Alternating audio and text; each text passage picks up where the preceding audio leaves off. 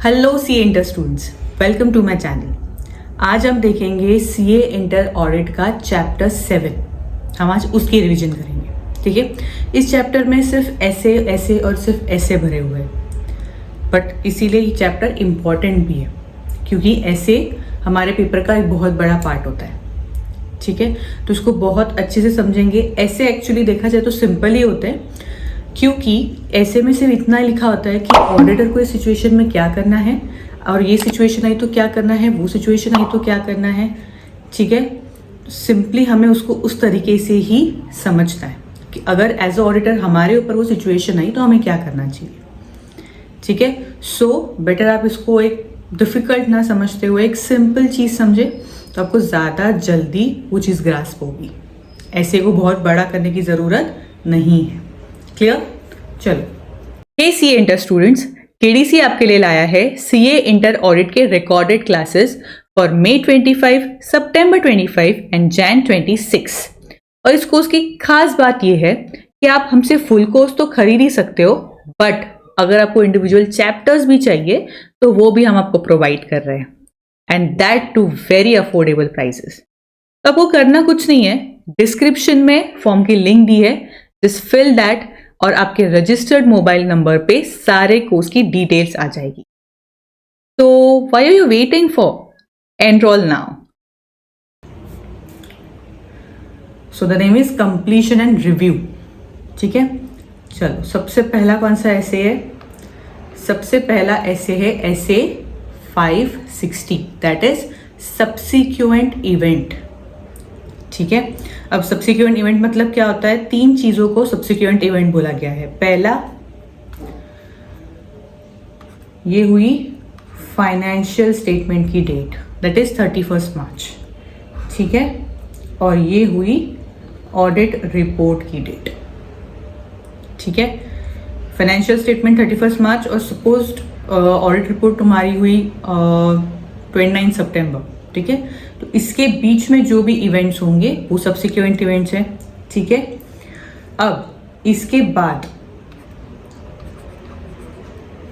Audit report के बाद जो इवेंट होंगे till financial statement issued.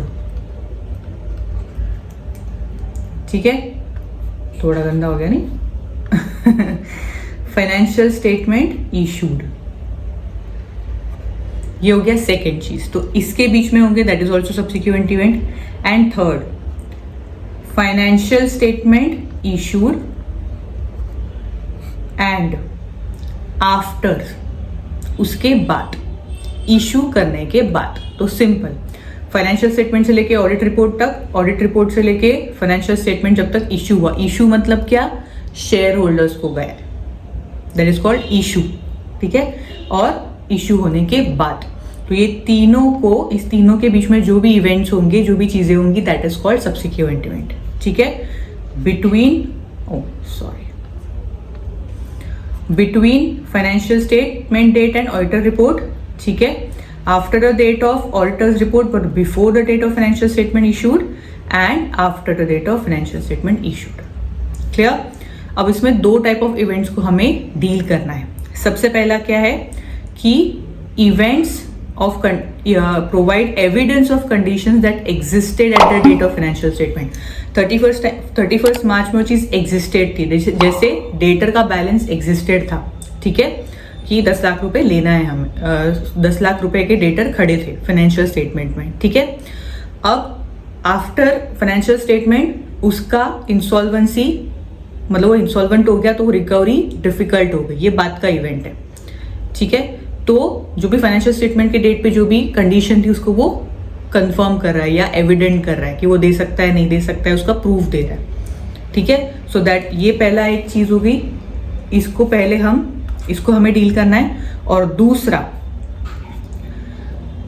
Those that provide evidence of condition that arose after the date of financial statement. Inventory को आग लग गई, 31 को वो थी।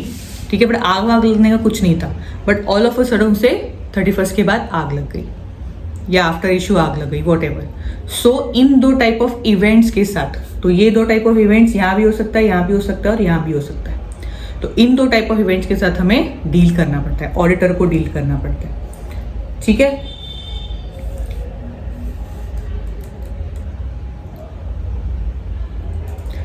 अब इसका ऑब्जेक्टिव क्या है, सेकंड जस्ट,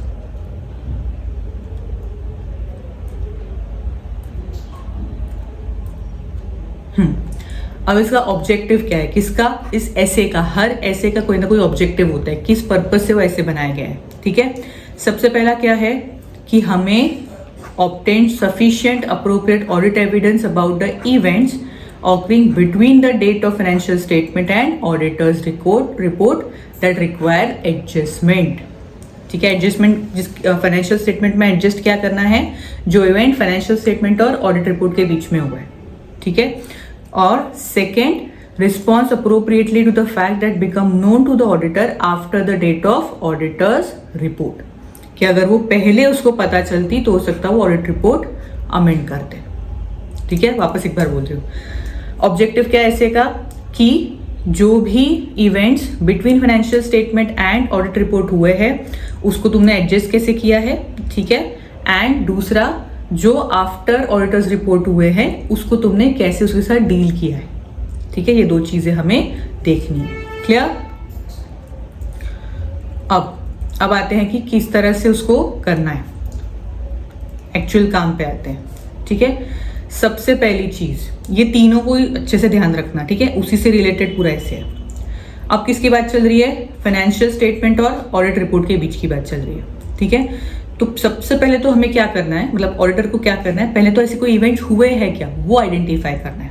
वो कैसे आइडेंटिफाई करेगा कि मैनेजमेंट ने कोई प्रोसीजर इस्टेब्लिश की है क्या, कि जिससे पता चले कि 31 के बाद क्या क्या इवेंट्स हुए इंपॉर्टेंट। ठीक है, उसके बाद मैनेजमेंट से भी हमें पूछना है, इंक्वायरिंग मैनेजमेंट, कि ऐसे कोई इवेंट्स हुए हैं क्या जिसको एडजस्टमेंट की जरूरत है क्या, कौन से सब्सिक्वेंट इवेंट्स हुए हैं।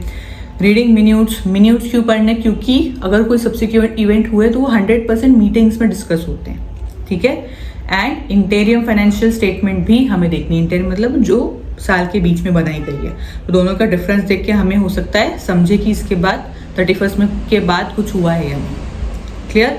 तो ये स्टेप्स क्या है कि कोई सब्सिक्वेंट इवेंट हुआ है या नहीं है जानने के लिए। क्लियर। अगर कोई क्या लिखा है, when as a result of procedure perform above auditor identify events जिसको एडजस्टमेंट की जरूरत है, तो उसको क्या देखना है कि वो फाइनेंशियल स्टेटमेंट में प्रॉपरली रिफ्लेक्ट किए गए हैं क्या बाय मैनेजमेंट। क्लियर। और अगर प्लस इसके साथ और क्या क्या करना है, मैनेजमेंट से रिटर्न रिप्रेजेंटेशन लेना है। क्या लेना है, रिटर्न रिप्रेजेंटेशन, कि उसने सारे इवेंट्स जो फाइनेंशियल डेट के बाद हुए हैं जिनको एडजस्टमेंट की ज़रूरत है वो प्रॉपरली एडजस्ट किए हैं, हैव बीन एडजस्टेड प्रॉपरली। ठीक है, दो चीज़ें कि एक बार पता चल गया तो उसके बाद क्या करना है कि पहले तो एडजस्टमेंट की ज़रूरत है या नहीं वो आइडेंटिफाई करना है, और मैनेजमेंट से रिटर्न रिप्रेजेंटेशन लेना है कि भाई हमने, मतलब तुमने सर जो भी एडजस्टमेंट थी वो प्रॉपर कर दी है। क्लियर। ये हुआ between financial statement and audit report. अब आते हैं after the date of auditor's report but before issue. ठीक है, सबसे पहली चीज, क्योंकि केस स्टडीज में ये सब आ सकता है, सबसे पहली चीज क्या है, कोई ऑब्लिगेशन नहीं है आफ्टर ऑडिट रिपोर्ट देने के बाद, कोई ऑब्लिगेशन नहीं रहती है कि तुम कोई ऑडिट प्रोसीजर परफॉर्म करो, तुम मतलब ऑडिटर। क्लियर, ये पहली चीज। दूसरी, but after the date of auditor's report but before the date of financial statement of issued fact become known to the auditor, मतलब क्या बोल रहा है कि अगर वो चीज उसको पहले पता चल जाती तो हो सकता है वो अमेंड कर दे। ठीक है, अगर वो उसको पहले ऑडिट रिपोर्ट के पहले अगर वो चीज़ पता चल जाती थी, हो सकता है बहुत बड़ा इन्वेंट्री का लॉस हो गया, इसको एडजस्टमेंट की ज़रूरत है। ठीक है, तो अगर उसको पहले पता चल जाता तो वो एडजस्टमेंट करता। ठीक है, तो ऐसा कोई इवेंट है तो उसको तीन चीज़ें करनी है। पहला क्या, मैनेजमेंट के साथ डिस्कस करना है, देखना है कि मैनेजमेंट फाइनेंशियल स्टेटमेंट्स को अमेंड कर रही है क्या। ठीक है, और वो अगर अमेंड कर रही है तो उसको कैसे डील कर रही है। ठीक है, कैसे अमेंड कर रही है, क्या एडजस्टमेंट कर रही है। Excuse me. क्लियर। अब आते हैं अमेंडमेंट पे। ठीक है, सो स्टेप बाय स्टेप समझते जाने का, ठीक है। अब अगर मैनेजमेंट फाइनेंशियल स्टेटमेंट्स को अमेंड कर रही है, चेंज कर रही है, तो ऑडिटर को क्या करना है, उसको ऑडिट प्रोसीजर्स परफॉर्म करनी है ताकि वो अमेंडमेंट्स चेक कर सके कि जो भी चेंजेस किए हैं फाइनेंशियल स्टेटमेंट में वो चेक करने के लिए उसको ऑडिट प्रोसीजर परफॉर्म करनी पड़ेगी, ठीक है। और अब इसमें लॉ का मैटर आ जाता है कि लॉ परमिट कर रहा है, नहीं कर रहा है, क्या कर रहा है, ठीक है। तो इसलिए उसने लिखा है कि unless the circumstances in succeeding para मतलब लॉ की बात चल रही है यहाँ पे, extend the audit procedure to the date of new auditor's report and provide new auditor's report on the amended financial statement. Simple, क्या करना है, ऑडिट प्रोसीजर्स को बढ़ाना है जब तक नई ऑडिट रिपोर्ट नहीं दे देते, ठीक है, और ऑडिटर को नई ऑडिट रिपोर्ट प्रोवाइड करनी है, सिंपल। अब अगर लॉ बोल रहा है, मतलब क्या लिखा है उसने कि law does not prohibit management from restricting the amendment, मतलब अमेंडमेंट करने से रोक नहीं रहे हैं, तो उस केस में ऑडिटर को क्या करना है, सिंपल ऑडिट प्रोसीजर तो परफॉर्म करनी ही है, मतलब ये सब तो करना ही है, ठीक है। बट उसके साथ उसके पास दो ऑप्शन है। दो ऑप्शन क्या है कि amend audit report to include additional date restricted to that of the amendment, मतलब कि पूरी फाइनेंशियल स्टेटमेंट का एक डेट ऑफ रिपोर्ट और जो अमेंडेड है उसका अलग डेट ऑफ रिपोर्ट, वो सब तुमको एक ही ऑडिट रिपोर्ट में इंक्लूड करना है, clear. That thereby indicates that the auditor's procedure on subsequent event are strictly solely to the amendment of financial statement, ठीक है। या फिर दूसरा, नई या फिर अमेंडेड ऑडिट रिपोर्ट बनाओ और उसमें एम्फोसिस ऑफ मेटा पैराग्राफ डालो that the auditor's procedure on subsequent events are restricted solely to amendment of the financial statement, ठीक है। दो ऑप्शन क्या दिए हैं कि तुम अपनी ओरिजिनल में ही एक और एक डेट ऐड कर दो, ठीक है, और वो डेट मतलब जो भी तुम्हारी अमेंडेड डेट है उसमें प्रॉपर तुम्हें लिखना है कि जो भी audit procedure it is restricted to that subsequent event only, या फिर पूरी की पूरी नई ऑडिट रिपोर्ट दे दो, ठीक है, और उसमें एम्फोसिस ऑफ मेटा पैराग्राफ डाल दो कि जो भी ऑडिट प्रोसीजर्स की है that is restricted to amendments only, ठीक है। ये दो ऑप्शन ऑडिटर के पास है। ये कब, जब लॉ अमेंडमेंट करने से मना नहीं कर रहा है कि तुम फाइनेंशियल स्टेटमेंट अमेंड करो, ठीक है। बट जब कोई भी लॉ में ऐसा नहीं लिखा है कि तुम्हें अमेंड करना जरूरी है, जब लॉ में लिखा है तो तुम्हें अमेंड करनी है, बट अगर ऐसा जरूरी नहीं है तो ऑडिटर को कोई जरूरत नहीं है अमेंडेड ऑडिट रिपोर्ट देने की, वो जैसा चल रहा है वैसा चलने दे सकता है। बट इसमें भी अगर उसे ऐसा लग रहा है, क्या लग रहा है कि auditor believe that there need of amendment, changes करने की जरूरत है बट मैनेजमेंट नहीं कर रहा है, तो उस केस में क्या करना है कि ऑडिटर हैज नॉट, अगर उसने अभी तक ऑडिट रिपोर्ट नहीं दी है तो उसको अपना ओपिनियन मॉडिफाई करना है, ठीक है। अगर उसने दी है ऑलरेडी तो उसको मैनेजमेंट को बोलना है कि वो इशू ना करे मेंबर्स को, और उसके बाद भी अगर वो इशू हो चुकी है तो ही शैल टेक टू, मतलब उनको ऐसे एक्शंस लेने पड़ेंगे कि जो भी एजीएम में जो भी मेंबर्स है वो उसके ऊपर बिलीव ना करे, उस ऑडिट रिपोर्ट पे बिलीव ना करे। सिंपल।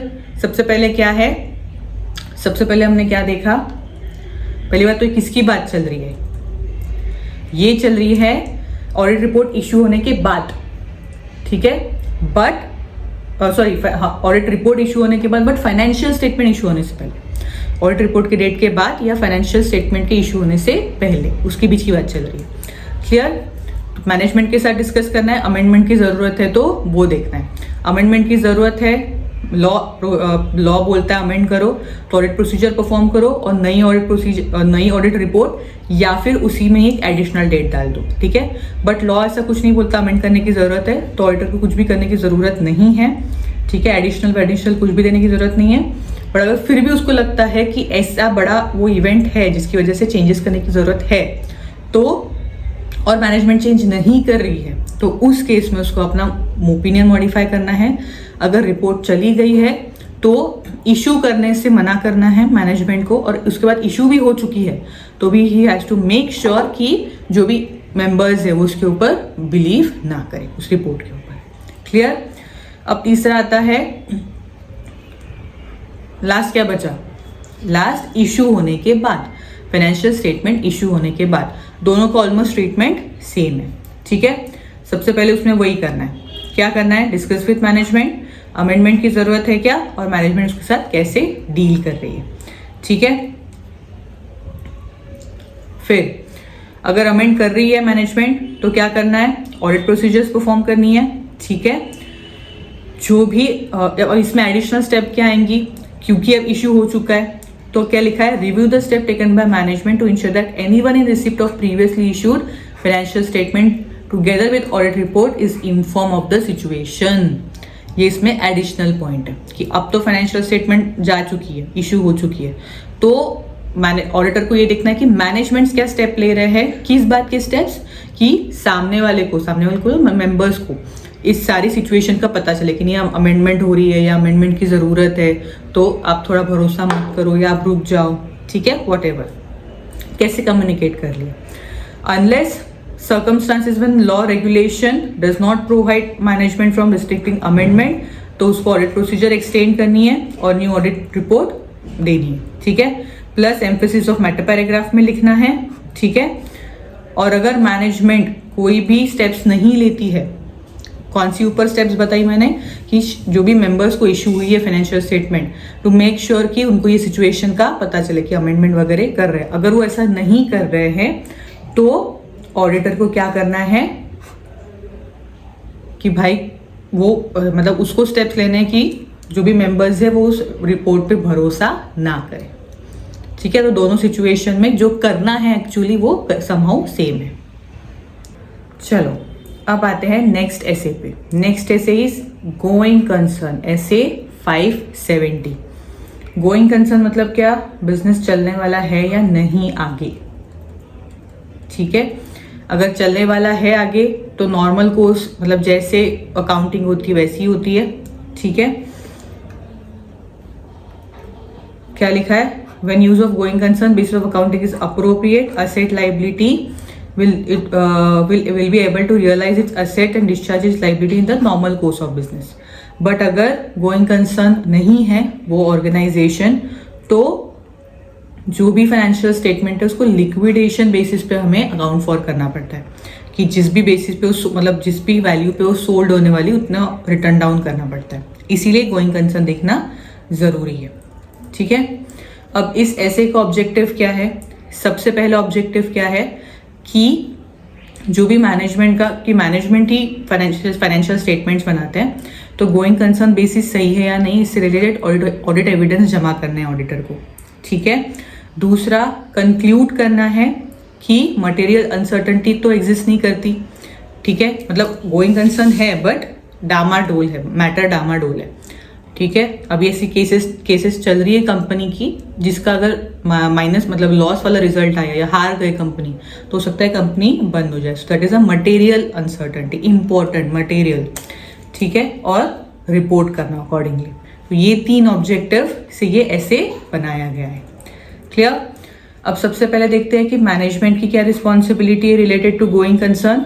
उनको ऑफकोर्स गोइंग कंसर्न बेसिस पे फाइनेंशियल स्टेटमेंट बनाने हैं, एंड दैट बेसिस ऑफकोर्स एक जजमेंट होता है। वो गोइंग कंसर्न बेसिस एक जजमेंट होता है, क्यों? क्योंकि वो फ्यूचर इवेंट्स पे डिपेंड करता है। आज जो है उस बेसिस पे ही हम वो जजमेंट करते हैं, हम मतलब मैनेजमेंट। ठीक है, बट ये जजमेंट्स लेते हैं उस कुछ फैक्टर्स है रिलेवेंट होते हैं, कुछ फैक्टर्स कि कितनी अनसर्टेनिटी है। ठीक है, कंपनी का कितना बड़ा साइज है या क्या नेचर है। जैसे टेक कंपनी है, ऑल ऑफ अ सडन कोई टेक्नोलॉजी बदल गई तो कंपनी धोखे में आ सकती है। ठीक है, क्योंकि जो इंफॉर्मेशन अभी अवेलेबल है उसी बेसिस पे मैनेजमेंट जजमेंट लेती है। ठीक है, तो हो सकता है वो एक्चुअल सिचुएशन से या सब्सिक्वेंट इवेंट से वो मतलब इनकंसिस्टेंट हो। ठीक है, so going concern basis is on the मतलब गोइंग कंसर्न बेसिस ये जजमेंट बेस्ड रहता है। क्लियर? ये तो हमें पता है। अब इसमें ऑडिटर की क्या रिस्पॉन्सिबिलिटी है? ऑडिटर की क्या रिस्पॉन्सिबिलिटी है? सबसे पहले तो उसको ऑडिट एविडेंस जमा करना है इस बात का कि गोइंग कंसर्न बेसिस सही है या नहीं, मैनेजमेंट ने जिस बेसिस पे फाइनेंशियल स्टेटमेंट बनाई है वो सही है या नहीं। ठीक है, बट ऑफकोर्स ये पूरी तरह से वो नहीं जज कर सकता, क्यों? क्योंकि उसके भी कोई लिमिटेशंस है। वो हर चीज़ वो भी फ्यूचर में नहीं देख सकता। हमने सबसे पहले चैप्टर में लिमिटेशंस पढ़े थे, फ्यूचर इवेंट्स को वो भी जज नहीं कर सकता। ठीक है, इसीलिए उसकी कोई मतलब रिस्पॉन्सिबिलिटी नहीं बनती है, गारंटी नहीं बनती। अगर वो बोल रहा है गोइंग कंसर्न है या नहीं है, ये कोई गारंटी नहीं है, ठीक है। It can not be viewed as a guarantee कि entity will continue as a going concern. उसने बोल दिया कंटिन्यू होगी, बाद में जाके पूरा माल जल गया, कंपनी रातों रात बंद पड़ गई, तो क्या करेंगे? कुछ नहीं कर सकते। क्लियर? वही लिखा है कि ऑडिटर की रिस्पॉन्सिबिलिटी नहीं है कि वो मैनेजमेंट जो भी फ्यूचर का एनालिसिस कर रही है उसको वो जज करे, ठीक है। बट क्योंकि मैनेजमेंट के पास डिटेल एनालिसिस नहीं है, करेक्ट हो सकता है एनालिसिस नहीं क्योंकि फ्यूचर इवेंट से है, उसको ये बात के लिए प्रिवेंट नहीं करता from concluding that whether management use of going concern is appropriate in the circumstances. बोलने का मतलब क्या है कि हम ये ऑडिटर ये बहाना नहीं दे सकता कि नहीं वो तो फ्यूचर इवेंट है, मुझे नहीं पता। उसको वो फिर भी चेक करना ही पड़ेगा कि किस बेसिस पे क्या एनालिसिस किया है, वो सब कुछ चेक करना पड़ेगा। क्लियर? अब आते हैं रिस्क असेसमेंट प्रोसीजर पे। रिस्क असेसमेंट प्रोसीजर मतलब क्या? सिंपल, ऐसी प्रोसीजर जिससे कंपनीज के रिस्क आइडेंटिफाई हो सके। ये हमने ऐसे 315 में पढ़ा था, करेक्ट? ऐसे 315 में हमने पढ़ा था रिस्क असेसमेंट प्रोसीजर। बट इसमें रिस्क असेसमेंट किसके बारे में बात चल रही है कि मैनेजमेंट को पहले देखना है, मैनेजमेंट को असेस करना है गोइंग कंसर्न बेसिस सही है या नहीं, ठीक है। तो ये असेसमेंट मैनेजमेंट को पहले करना है, और अगर ये वो असेसमेंट कर रही है, if such assessment has been performed, तो ऑडिटर को मैनेजमेंट के साथ डिस्कस करना है उस असेसमेंट के बारे में, ठीक है। क्या क्या इवेंट्स आइडेंटिफाई हुए वो देखना है। उन इवेंट्स की वजह से कोई डाउट हो रहा है क्या कि भाई आगे जाके कंपनी हो सकता है बंद पड़े, ठीक है। और अगर ऐसा है तो मैनेजमेंट के पास उसका क्या प्लान है। रिस्क असेसमेंट प्रोसीजर ऑडिटर करता है, हमें पता है, बट गोइंग कंसर्न के केस में सबसे पहले मैनेजमेंट की ये ड्यूटी है कि वो रिस्क असेसमेंट करे। क्लियर?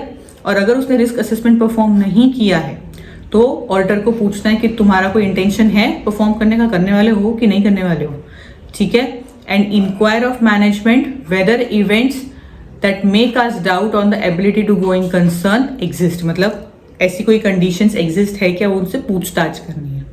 क्लियर?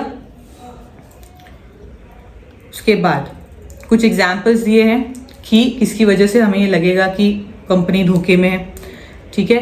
जैसे कंपनी की net liability, net current liability position, उनके borrowings, negative operating cash flow, adverse की रेशियोज, ठीक है, loss of major market, labour difficulties, फिर non compliance with capital and statutory requirements. Clear? ये सब कुछ एग्जाम्पल्स है। चेंजेस इन लॉ, जिसकी वजह से कंपनी बंद पड़ सकती है, ठीक है। It is not so important. अब आते हैं ऑडिट प्रोसीजर पे कि जब आइडेंटिफाई हो जाता है कि कोई ना कोई गड़बड़ है जिससे गोइंग कंसर्न बेसिस को अफेक्ट हो सकता है, उस केस में ऑडिटर को क्या प्रोसीजर्स परफॉर्म करनी है। उसके सबसे पहली चीज़ क्या करनी है कि उसको मैनेजमेंट को बोलना है कि अगर अभी तक तुमने असेसमेंट नहीं किया तो करो। ऐसा नहीं तुमने आइडेंटिफाई करिए तो मैनेजमेंट को छोड़ देना, नहीं, उनको भी असेसमेंट कराने लगाना है, ठीक है। प्लस मैनेजमेंट के फ्यूचर प्लान्स पूछना है कि इसके बारे में आपका क्या ख्याल है, आगे तुम कैसे इसको कवर करने वाले हो, ठीक है। उसके बाद कैश फ्लोज देखने हैं, ठीक है, और किस बेसिस पे वो कैश फ्लो बनाया है वो डेटा भी हमें देखना है कि वो फोरकास्टिंग कैश फ्लो की कहाँ से पैसे आने वाले, कहाँ जाने वाले, तो ये सब फोरकास्टिंग कौन से बेसिस पे की है वो भी हमें देखना है, ठीक है। फिर देखना है कोई एडिशनल फैक्ट्स तो पता नहीं चले मैनेजमेंट को, ठीक है, after their assessment. And lastly उनको उनके फ्यूचर प्लान से रिलेटेड रिटर्न रिप्रेजेंटेशंस लेना है। क्लियर? अब उसने आगे क्या दिया है, कुछ एग्जांपल्स दिए हैं कि एक्चुअल में क्या ऑडिट प्रोसीजर है, ठीक है। ये तो ऊपर से बताएं। एक्चुअली हमें क्या करना चाहिए, इसे कैश फ्लो एनालाइज करना चाहिए, फिर इंटरिम फाइनेंशियल स्टेटमेंट देखनी चाहिए, जो डेटर्स के साथ उनकी बातचीत हो रही है, जो टर्म्स फाइनल हो रहे हैं वो देखने चाहिए, मीटिंग्स के मिन्यूट्स पढ़ने चाहिए कि मीटिंग्स में क्या डिस्कशन हो रहा है, ठीक है, जो भी उनकी शेयर होल्डर्स के साथ या दोस्त चार्ज विद गवर्नेंस के साथ मीटिंग्स हो रही है, ठीक है। फिर लीगल काउंसिल जो भी अगर केसेस है, ठीक है, उनके साथ क्या क्या उनको भी पूछना है कि क्या रिजल्ट आने के चांसेस है, ठीक है, कितने चांसेस है हम जीतेंगे या हारेंगे, ठीक है। उसके बाद थर्ड पार्टी के साथ क्या क्या अरेंजमेंट चल रही है, ठीक है। और उसके बाद कस्टमर ऑर्डर्स कि फ्यूचर में कस्टमर ऑर्डर मिलेगा, पैसा तो है नहीं, बट उसके साथ फिर तुम कैसे डील करने वाले हो कि जो भी अभी तक कस्टमर्स ऑर्डर तुमने फुलफिल नहीं किए कंपनी ने, वो कंपनी कैसे करने वाली है, ठीक है। उसके बाद जो भी बोरोइंग फैसिलिटीज है, मतलब जो भी बोरोइंग्स तुमने ली है उनके साथ क्या टर्म्स है, ठीक है। फिर रेगुलेटरी एक्शंस, रिपोर्ट्स, ये सब चीज़ें ऑडिटर को फॉर एग्जाम्पल्स चेक करनी चाहिए, ठीक है। अब आती है कंक्लूजन की बारी, ठीक है। अब ये कंक्लूजन किसके बारे में बात करता है कि फाइनेंशियल स्टेटमेंट में क्या चल रहा है, और ये बात करती है ऑडिट रिपोर्ट में क्या चल रहा है। क्लियर। सबसे पहले क्या लिखा है कि अगर मटेरियल अनसर्टेनिटी एग्जिस्ट कर रही है मतलब क्या कि भले ही गोइंग कंसर्न चल रहा है अभी सही है, बट हो सकता है हम केस हार जाए, और हार जाने के बाद हो सकता है हमारी कंपनी बंद पड़ जाए। So that is called material uncertainty. अगर वो एग्जिस्ट कर रही है तो क्या करना है कि ऑडिटर को देखना है कि whether the financial statement adequately disclose the principal event, management plan to deal with it and disclose clearly that material uncertainty exist. ये तीन चीजें फाइनेंशियल स्टेटमेंट में होनी ही चाहिए। क्या होनी चाहिए कि प्रिंसिपल बताओ, मतलब इवेंट बताओ क्या प्रॉब्लम है, मैनेजमेंट के साथ कैसे डील करने वाला है, और ये बताओ कि इस इवेंट के वजह से मटेरियल अनसर्टेनिटी हो सकती है for the going event on going concern. Clear. And second चीज, अगर मटेरियल अनसर्टेनिटी एग्जिस्ट नहीं कर रही है तो सिंपली डिस्क्लोजर दिखा दो। क्लियर। ये होता है, ये हुआ फाइनेंशियल स्टेटमेंट में क्या करना है। अब आते हैं ऑडिटर को क्या करना है। सबसे पहली चीज, अगर गोइंग कंसर्न बेसिस इनअप्रोप्रिएट है, गोइंग कंसर्न बेसिस होना ही नहीं चाहिए, ठीक है। इनअप्रोप्रिएट का मतलब होना ही नहीं चाहिए अकॉर्डिंग टू ऑडिटर, तो सिंपली उसको एडवर्स ओपिनियन फॉर्म करना है उसकी रिपोर्ट में। क्लियर। दूसरा, मटेरियल अनसर्टेनिटी एग्जिस्ट कर रही है, गोइंग कंसर्न सही है। देखो दो चीजें, पहला गोइंग कंसर्न मैनेजमेंट, जीएस निकल गया हाँ, गोइंग कंसर्न मैनेजमेंट ने करके रखा है, बट ऑडिटर के हिसाब से वो नहीं होना चाहिए, so that is called inappropriate.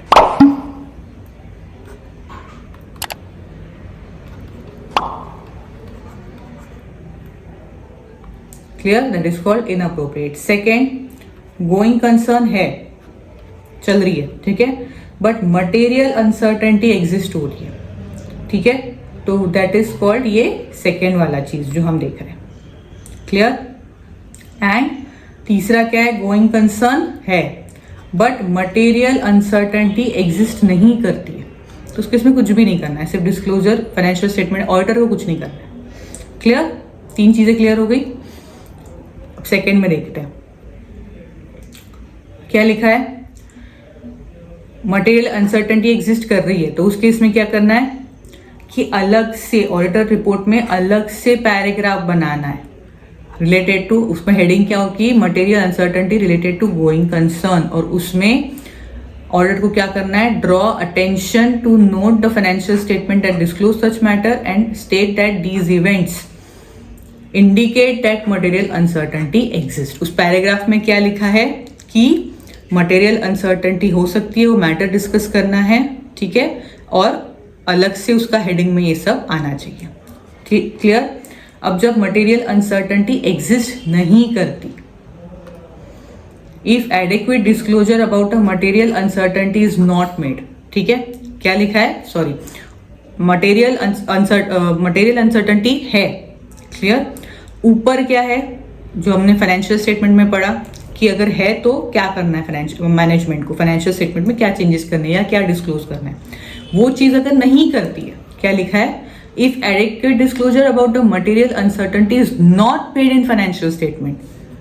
Clear, I hope clear है अभी, ठीक है। मटेरियल अनसर्टेनिटी एग्जिस्ट करती है, पूरा उसके ऊपर चल रहा है, ठीक है। मटेरियल अनसर्टेनिटी एग्जिस्ट करती है तो सबसे पहले ऑडिटर को क्या करना है, अलग से पैराग्राफ में सब कुछ मेंशन करना है। दूसरा, अगर फाइनेंशियल स्टेटमेंट में वो चीज अगर नहीं आ रही है तो उस केस में क्या करना है, एडवर्स ओपिनियन फॉर्म करना है या क्वालिफाइड ओपिनियन फॉर्म करना है। क्लियर, और उस बेसिस ऑफ क्वालिफाइड ओपिनियन में तुम्हें उसका रीजन लिखना है कि मटेरियल अनसर्टेनिटी एग्जिस्ट है जिसकी वजह से गोइंग कंसर्न पे हमें डाउट है। I hope it is clear.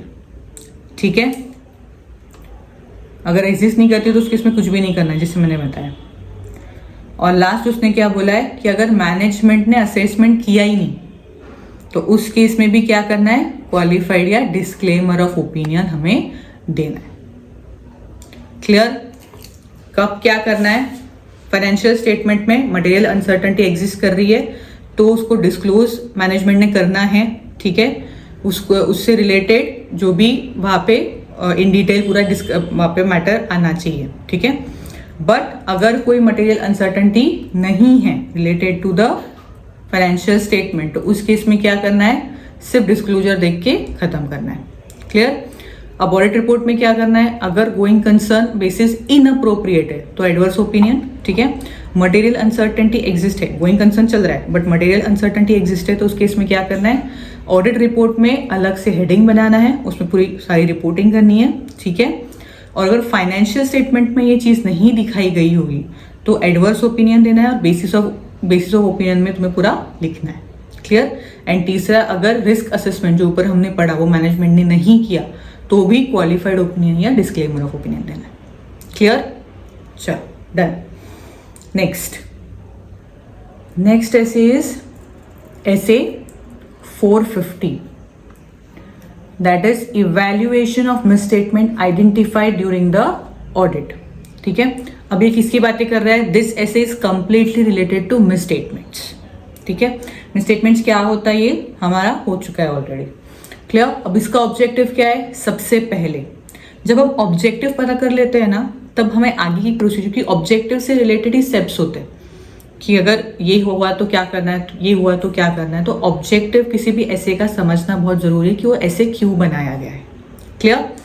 तो सबसे पहला ऑब्जेक्टिव क्या है कि आइडेंटिफाइड मिसस्टेटमेंट्स का क्या इफेक्ट होगा वो देखना है। आइडेंटिफाइड मिसस्टेटमेंट मतलब जो मिसस्टेटमेंट्स हम लोग ढूंढ चुके हैं। क्लियर।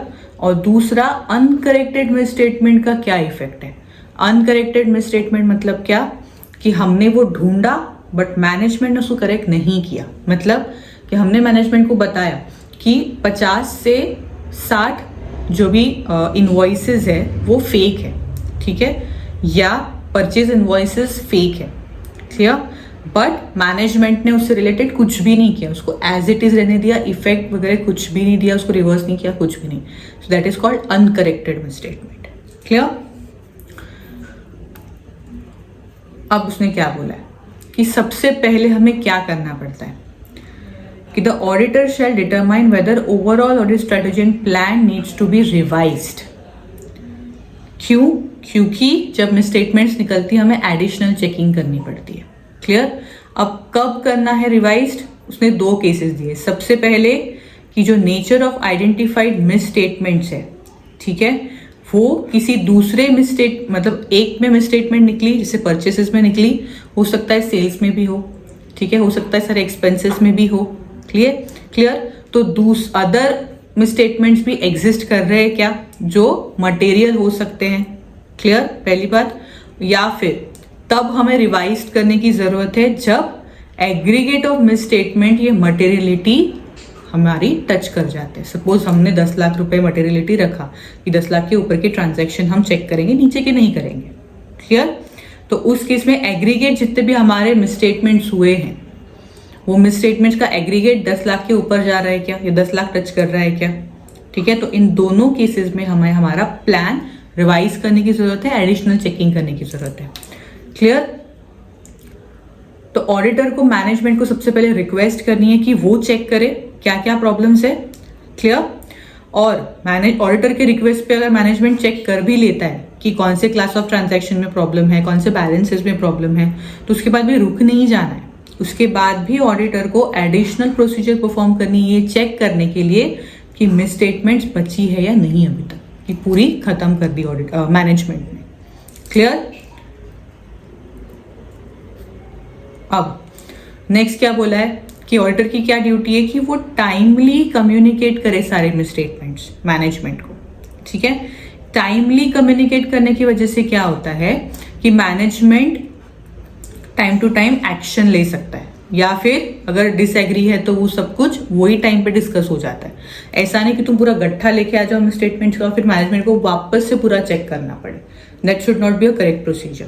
ठीक है, परचेसेस चेक किए, तुम्हें उसमें कुछ फेक बिल्स मिले, तभी के तभी मैनेजमेंट को तुम्हें इन्फॉर्म करना है, कम्युनिकेट करना है, ताकि वो तभी के तभी चेक करके उस मैटर को वहीं क्लोज करे या उसका फर्दर एक्शन ले।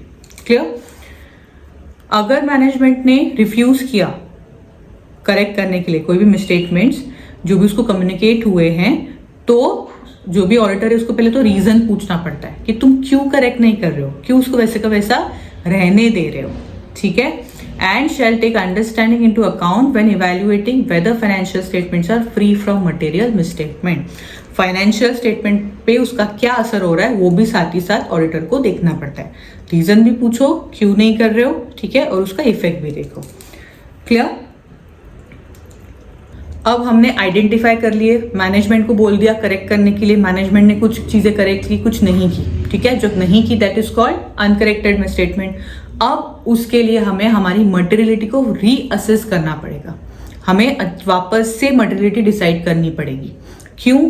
क्योंकि हो सकता है कि और हम थोड़ा सा मटेरियलिटी कम करें, सपोज 10 से 8 लाख 7 लाख आ जाए तो हमें और मिसस्टेटमेंट्स हो सकता है मिल जाए। इसीलिए उस चक्कर में हमें जो भी मटेरियलिटी हमने ऑलरेडी डिसाइड की उसको रीअसेस करना पड़ता है ऑडिटर को। ठीक है, auditor shall determine whether uncorrected misstatements are material. ठीक है, in making this determination the auditor shall consider. अब वो कैसे पता करेगा कि जो अनकरेक्टेड मिसस्टेटमेंट्स है वो मटेरियल है या नहीं है? कैसे पता करेगा?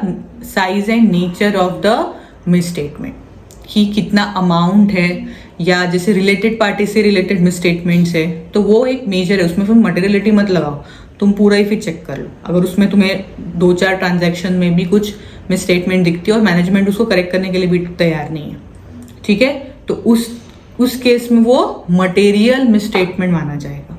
क्लियर? एंड दूसरा क्या करना है? Effect of uncorrected misstatement related to the prior periods and on financial statement as a whole. ऐसा नहीं कि ओपनिंग से ही, मतलब पिछले फाइनेंशियल स्टेटमेंट से ही वो मिसस्टेटमेंट्स चलती आ रही है। ठीक है, तो पिछले सालों से क्या इफेक्ट आ रहा है और इस साल के फाइनेंशियल स्टेटमेंट में उसका क्या इफेक्ट आने वाला है, ये सब कुछ मैनेजमेंट को कंसिडर करना पड़ता है। किसके बारे में? अनकरेक्टेड मिसस्टेटमेंट के बारे में। Clear? The auditor shall request return representation from management. ठीक है, कि उसको ऐसा लगता है कि effect of uncorrected misstatements are immaterial. क्या बोला है? कि मैनेजमेंट से हमें साथ ही साथ रिटर्न रिप्रेजेंटेशन, वो क्यों नहीं करेक्ट कर रहे हैं? क्योंकि उनको ऐसा लगता है कि इतना मटेरियल नहीं है, इतना इंपॉर्टेंट नहीं है, कोई फर्क नहीं पड़ता फाइनेंशियल स्टेटमेंट में, तो वैसा उनसे रिटर्न रिप्रेजेंटेशन लेना पड़ता है। क्लियर? और the summary of such item shall be included in or attach to the return representation. उस रिटर्न रिप्रेजेंटेशन के पीछे क्या क्या आइटम्स है अनकरेक्टेड, वो सब कुछ लिखना है। क्लियर? And last, documentation. क्या क्या डॉक्यूमेंट करने हैं? कि the amount below which misstatement would be regarded as clearly trivial, मतलब इंपॉर्टेंट नहीं है, जैसे 8 लाख के नीचे के। ठीक है, all misstatements accumulated during audit and whether they have been corrected. कितने मिस स्टेटमेंट्स मिले, कौन से करेक्ट हुए, कौन से अनकरेक्ट हुए, और ऑडिटर का क्या कंक्लूजन है रिलेटेड टू अनकरेक्टेड मिसस्टेटमेंट्स, कि वो मटेरियल है या नहीं है। ये 3 चीजें हमें डॉक्यूमेंट करनी है। क्लियर?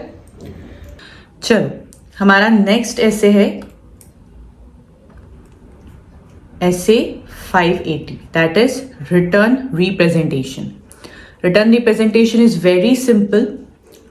जो मैनेजमेंट है उससे हम लिखवा के लेते हैं कि ये सही है, आपने जो भी बोला है वो सही है या नहीं है। दैट्स इट, सिंपल लैंग्वेज में इसका मतलब बताना है तो। ठीक है, क्या लिखा है? It is defined as a return statement by management provided to auditor to confirm certain matters or to support other audit evidence. Confirmation letter बोलेंगे इसको। ठीक है, इसको हम एज अ ऑडिट एविडेंस भी ले सकते हैं।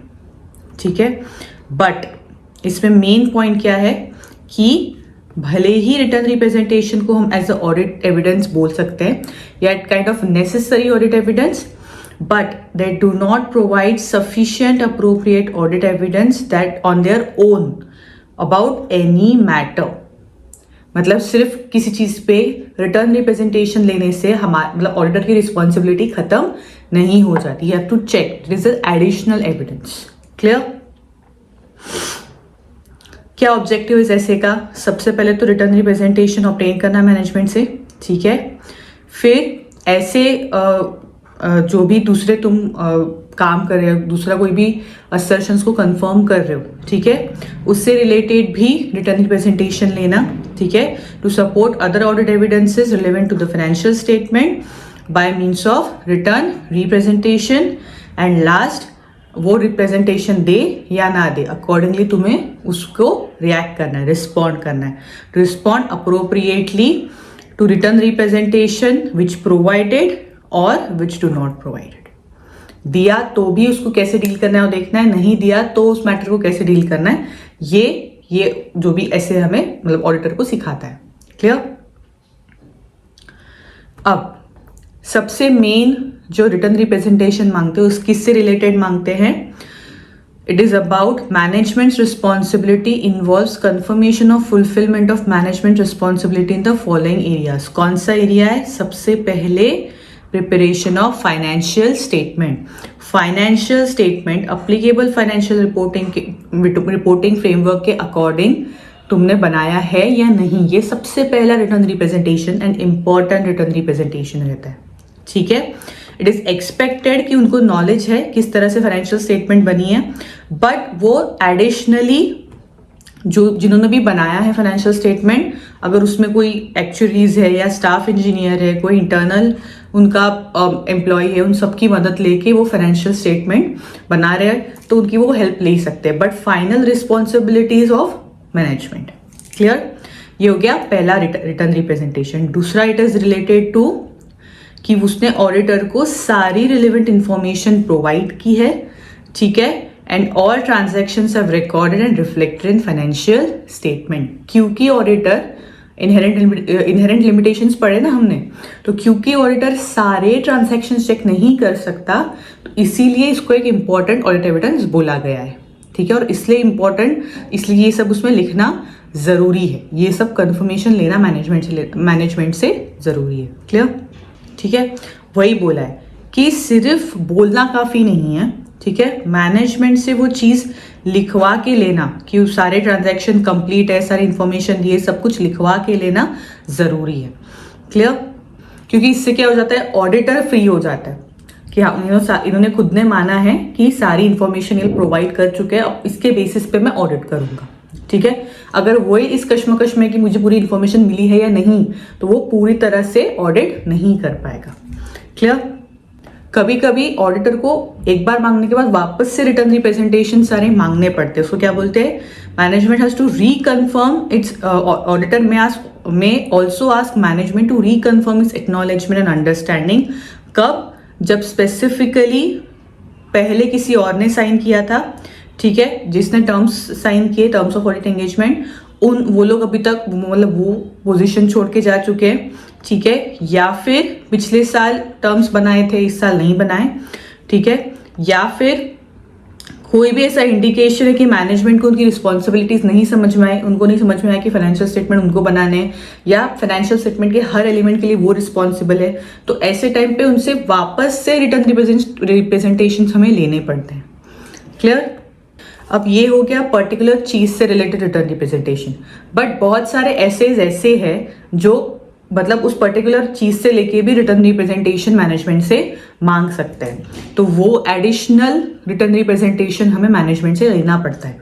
ऐसा नहीं कि सिर्फ ये फाइनेंशियल स्टेटमेंट के बारे में बात कर ली तो दैट्स इट, आगे अपन कोई भी रिटर्न रिप्रेजेंटेशन, कोई भी कंफर्मेशन नहीं ले सकते, ऐसा नहीं है. ठीक है, वही बोला है कि other SAs requires the auditor to request return representation if in addition to such required representation auditor determine that is necessary to obtain one or more return representation to support other audit evidence, auditor shall request such other representations. ठीक है, अब इस other में generally क्या क्या आ सकता है, और इट इज एडिशनल, ठीक है, it do not form part of the return representation of management responsibility जो हमने ऊपर पढ़ा, ठीक है। इसमें क्या क्या आ सकता है कि उन्होंने क्लासिफिकेशन कैसे किया, ठीक है, उन्होंने सारी लाइबिलिटीज दिखाई है या नहीं, ठीक है। फिर उसके बाद एज पर लॉ कोई नॉन कंप्लायंस वगैरह तो नहीं है, तो ये सब के रिलेटेड भी रिटर्न रिप्रेजेंटेशंस ले सकते हैं, या फिर जो ऐसे वगैरह में बताया वो भी रिटर्न रिप्रेजेंटेशन ऑडिटर को लेना पड़ता है। क्लियर? अब जब भी मैनेजमेंट और जब भी ऑडिटर मैनेजमेंट के जो भी है रिटर्न रिप्रेजेंटेशन को इवैल्यूएट करता है, ठीक है, तो वो कौन से बेसिस पे इवैल्यूएट करता है कि वो लोग सही बोल रहे हैं कि नहीं। कैसे इवैल्यूएट करता है कि उनका ट्रैक रिकॉर्ड क्या है, बेसिकली हिस्ट्री क्या है उनके इंटेंशन की, या कोई भी पर्टिकुलर एक्शन लेने के लिए, जैसे अब तुमने वैल्यू ऑफ इन्वेस्टमेंट से रिलेटेड उनसे रिटर्न रिप्रेजेंटेशन लिया, या डेप्रिसिएशन से रिलेटेड के कैसे कैलकुलेट किया उससे रिलेटेड रिटर्न रिप्रेजेंटेशन किया, तो उन्होंने वो एक्शन क्यों लिया, पर्टिकुलर मेथड क्यों चूज की, ये रीजन भी वहां पर हमें देखना पड़ता है, ठीक है, किस तरह से उन्होंने एक्शंस लिए, ठीक है, या फिर उन्होंने जो इन्फॉर्मेशन दी और हमें जो इन्फॉर्मेशन मिली, मतलब ऑडिटर को इन्फॉर्मेशन मिली, उनमें कोई इनकंसिस्टेंसीज तो नहीं है। तो इसके भरोसे हम ये जज कर सकते हैं, ऑडिटर ये जज कर सकता है कि वो लोग सही बोल रहे हैं या नहीं बोल रहे। इंटीग्रिटी इन शॉर्ट चेक करनी है। क्लियर? अपडेट या पीरियड कौन सा कवर होना चाहिए? ऑफकोर्स कभी भी कर सकते हैं, रिटर्न रिप्रेजेंटेशन की डेट कभी की भी हो सकती है, but it should not be after the date of auditor's report. Simple. उसके बाद देंगे तो मतलब क्या बना। क्लियर? रिटर्न रिप्रेजेंटेशन में वो सारे पीरियड्स कवर होते हैं जिससे रिलेटेड ऑडिट रिपोर्ट बन रही है, ठीक है, करंट, पास्ट जितने से भी रिलेटेड ऑडिट रिपोर्ट बन रही है वो सारे चीजें वहां पे, वो सारे पीरियड वहां पे कवर होते हैं। क्लियर? बट कभी कभी ऐसा होता है कि जो पिछले साल के अगर ऑडिट रिपोर्ट में वो भी साल है, तो हो सकता है मैनेजमेंट उस साल नहीं थी, इसी साल आई है, ठीक है, तो फिर भी मैनेजमेंट को साइन करना, भले वो मेंशन कर रही है बात, पर उसको फिर भी रिटर्न रिप्रेजेंटेशन पास्ट ईयर्स का भी देना पड़ता है। क्लियर?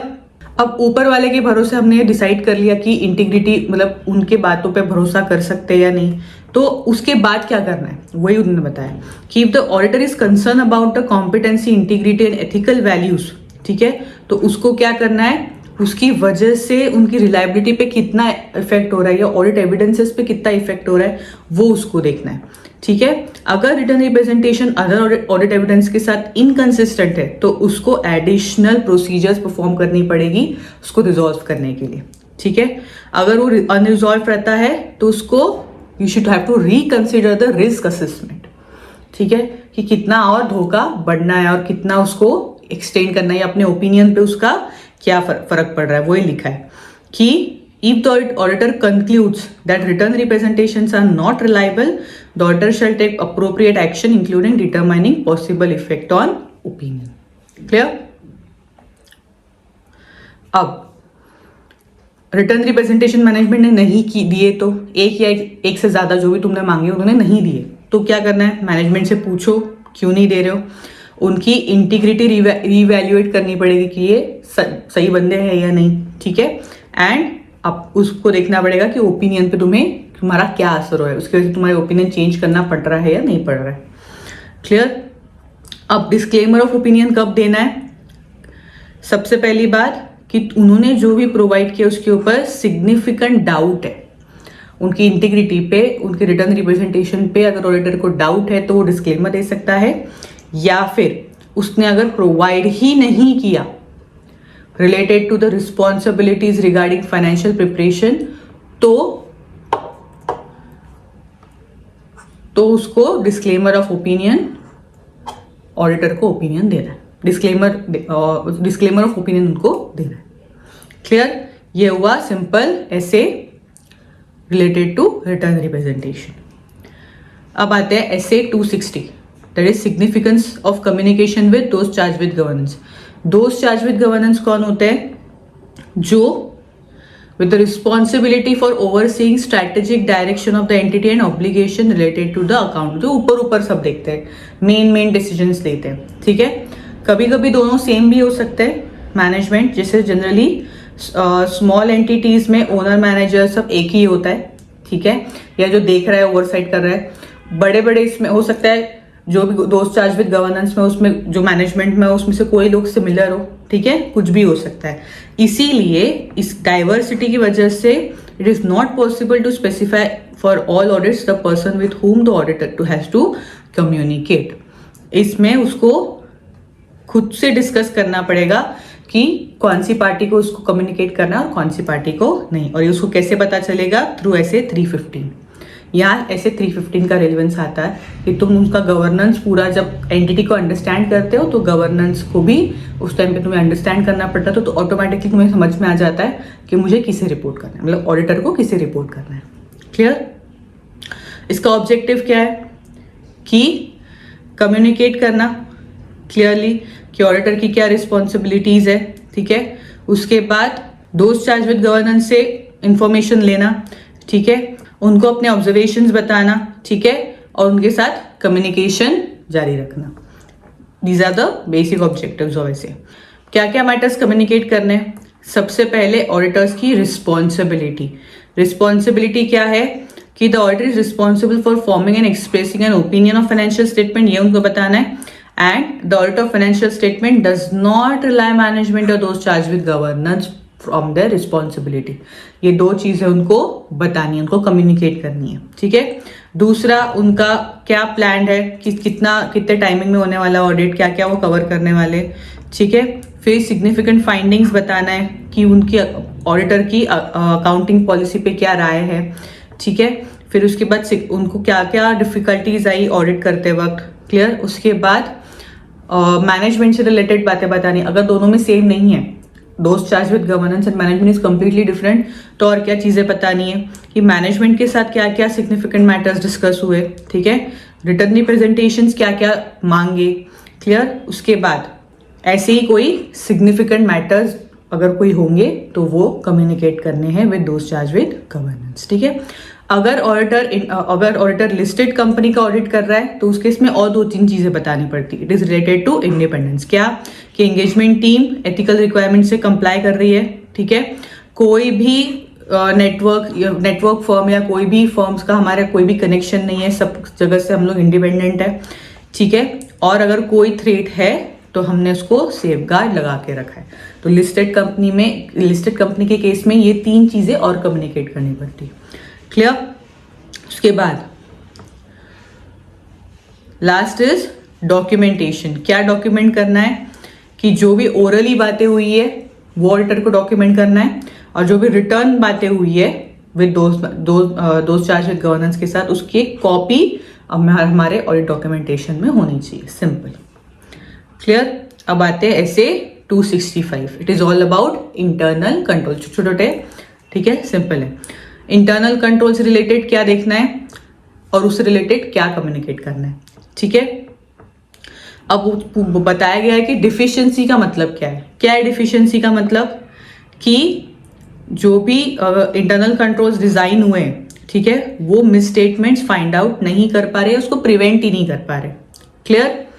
एंड या फिर और किसको डिफिशिएंसी बोलेंगे कि इंटरनल कंट्रोल है ही नहीं जो मिसस्टेटमेंट्स को प्रिवेंट या डिटेक्ट कर सके, है बट इफेक्टिव नहीं है, ठीक है, टाइमली बेसिस पे नहीं ढूंढ रहा है, या है ही नहीं, क्लियर। अब डिफिशिएंसी को सिग्निफिकेंट कब बोलेंगे, उसके कुछ क्राइटेरिया दिए, कुछ एग्जांपल्स दिए। सिग्निफिकेंट कब बोलेंगे, कब सिग्निफिकेंट बोलेंगे, कुछ एग्जांपल दिए कि उसके होने के चांसेस कितने हैं, ठीक है, कितना लॉस हो रहा है असेट का, ठीक है, या फिर कितने बड़े अमाउंट का लॉस हो रहा है, क्लियर।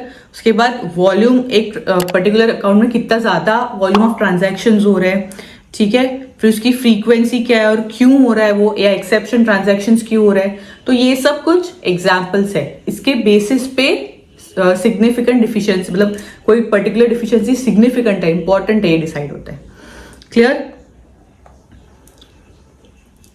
अब इसका क्या स्कोप है, या इस पर्टिकुलर ऐसे का क्या स्कोप है, ये सारे यहाँ पे सबसे पहले क्या बोला है, auditor is required to obtain understanding of internal control relevant to the audit. सबसे पहले तो उसको समझना पड़ेगा इंटरनल कंट्रोल। सेकेंड, उसको रिस्क असेसमेंट करनी पड़ेगी कि इंटरनल कंट्रोल की वजह से मतलब कितने सही है और कितने नहीं, कितना रिस्क इन्वॉल्व है, Clear?